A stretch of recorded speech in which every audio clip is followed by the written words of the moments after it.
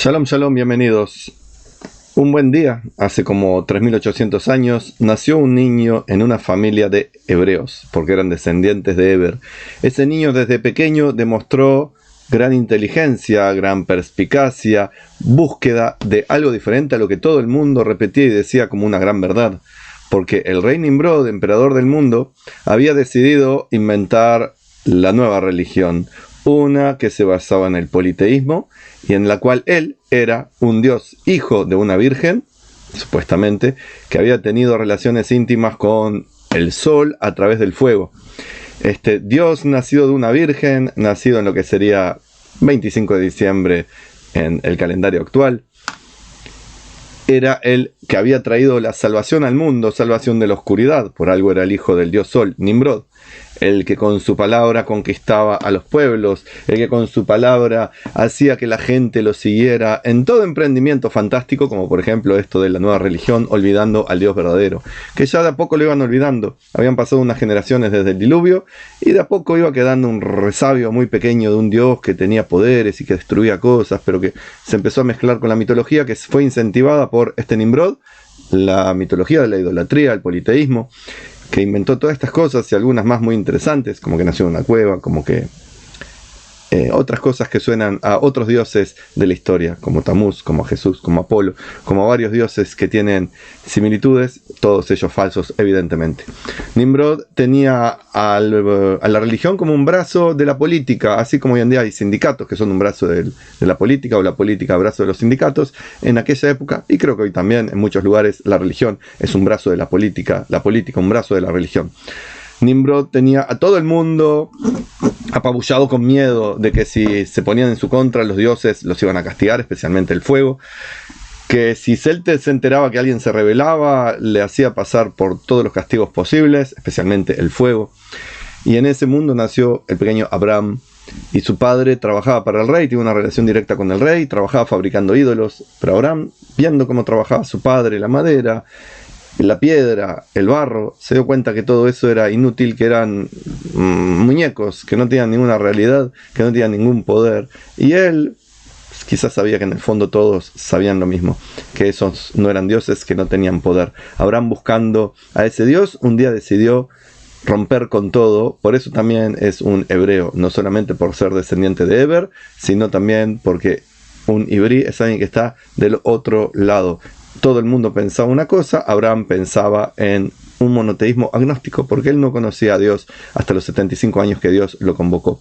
Pudo haber tenido referencias de Dios, del uno único, el verdadero, a través de su antepasado Noah, a través de su antepasado más cercano Shem, el hijo de Noah, Sem en español, pero ambos tenían miedo de hablar acerca del monoteísmo porque le tenían miedo al rey Nimrod. Y entonces Abraham, de a poco, fue arriesgándose más y más, haciendo la revolución en contra de los dioses, que implicaba la revolución en contra de Nimrod. Le destruyó el negocio de ídolos al padre, se enteró Nimrod, por conocer al padre, lo mantuvo con una advertencia de que no volviera a hacer esas cosas a su hijo, si no se iba a castigar. El hijo volvió a portarse mal a ojos del rey. Entonces terminaron tirándolo a un horno encendido de fuego. Así debía pagar sus crímenes contra los dioses y contra Nimrod y contra el orden establecido el niño. Pero el niño fue tirado al horno y en vez de quemarse, el niño la estaba pasando bien porque Dios lo estaba protegiendo. Y le decía: tiren más fuego, hace frío, quiero más fuego, quiero que sea Maracaibo, donde con 40 grados centígrados es invierno. Y así tiraban fuego y el niño más se burlaba, más fuego quería, hasta que al final el rey se dio cuenta de que esto era una propaganda en contra. En lugar de demostrar el poder del fuego, en lugar de mostrar su poder, estaba demostrando que el niño y su Dios mágico, misterioso, que nadie lo conocía, ni siquiera el niño lo podía, era más poderoso que él. Entonces lo hicieron salir y ahí decidieron exiliarlo al padre, la familia, especialmente al niño, y prohibirle que hablara de política. Estaba el hermano mayor de Abraham, al cual tenía algún interés en, no sé, demostrar su poder también, de ser de esa familia, vaya uno a saber. Y el rey le dijo: ¿vos también crees en estas idioteces de un solo Dios? Y Harán dijo sí. Entonces fue tirado al horno. Harán pensaba que se iba a salvar, igual que su hermanito, pero no, él sí falleció en el horno.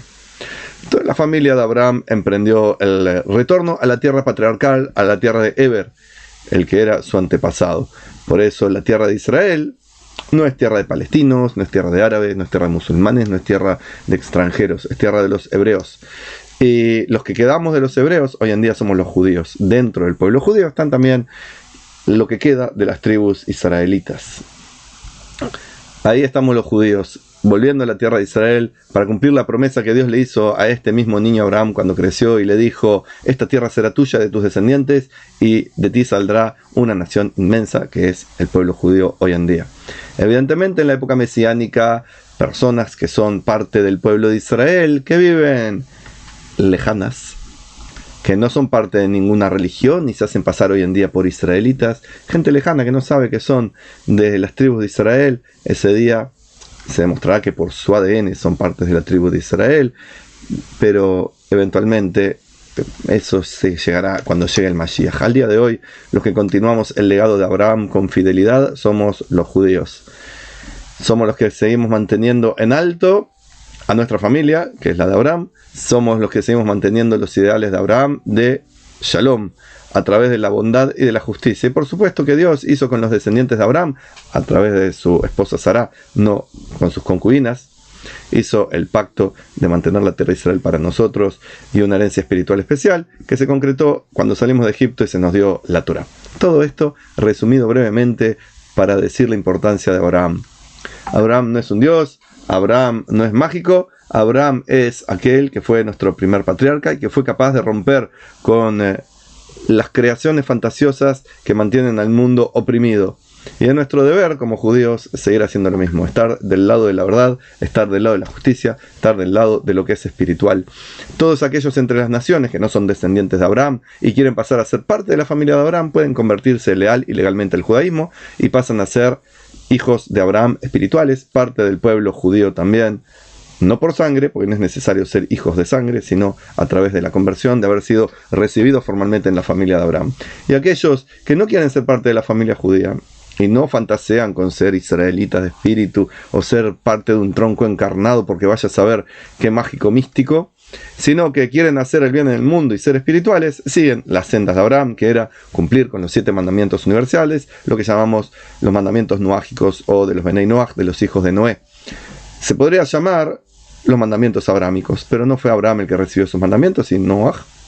En principio fue Adán, el primer ser humano, luego fue Noach, luego fue Moshe para que mantuviera ese legado, ese recuerdo para todas las naciones. Pero Abraham recibió otros mandamientos que son particulares para su familia. Por eso los gentiles que quieren ser leales a Dios no tienen por qué ser abrahámicos, sino noágicos, porque no tienen necesidad ni obligación, ni siquiera pensarlo en hacerse la circuncisión, como si es parte de los descendientes de Abraham. Sean los descendientes de sangre que no tienen la herencia espiritual, como los islamitas, que en realidad son los ismaelitas, y sino los que son herencia completa, material, de familia, espiritual, porque son hijos de Abraham y de Sará, los judíos.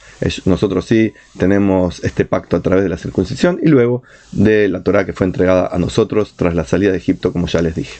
Espero que este breve resumen de pequeños datos de nuestro patriarca Abraham les sirva a muchos para hacer iluminación en sus vidas, que la luz surja para todos y nos alumbre para caminar hacia sendas de Shalom, sendas de bienestar y bendición.